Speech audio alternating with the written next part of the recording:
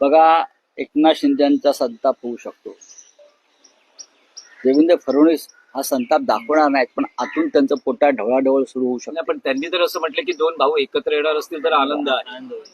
भाजपचा आनंद हा किती खोटा असतोय आम्हाला माहिती आहे.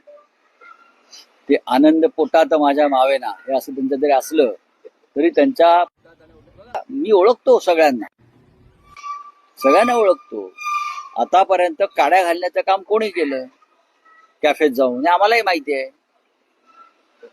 ते आम्हाला माहिती आहे ना. त्याच्यामुळे जो निर्णय घ्यायचा आहे हे फक्त याच्यामध्ये तिसरा कोणी नाही, हे फक्त उद्धव साहेब आणि राज साहेबच घेऊ शकतात. हे दोनच नेते, दोन भाऊ घेऊ शकतात.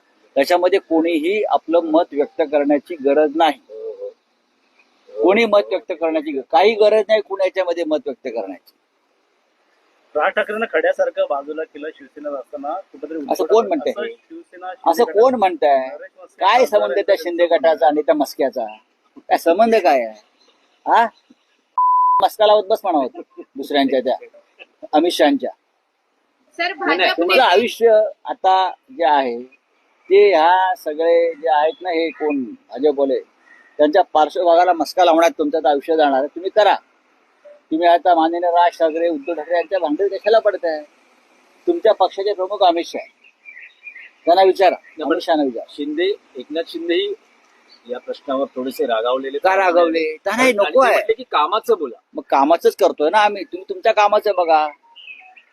ते आता दरे गावात आहे, तिथून ते कदाचित त्यांच्या पक्षप्रमुखांना भेटायला दिल्लीत जातील.